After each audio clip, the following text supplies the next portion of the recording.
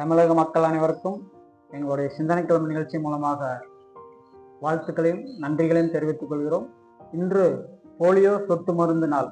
அதாவது 5 வயதுக்குட்பட்ட குழந்தைகள் அனைவருக்கும் இந்த போலியோ சொட்டு மருந்தை அங்கன்வாடி மையங்கள், அரசு ஆரம்ப சுகாதார நிலையங்கள் மற்றும் நகர்ப்புறங்களிலே பேருந்து நிலையங்களில் கூட இலவசமாக இந்த சொட்டு மருந்து தரப்படுகிறது.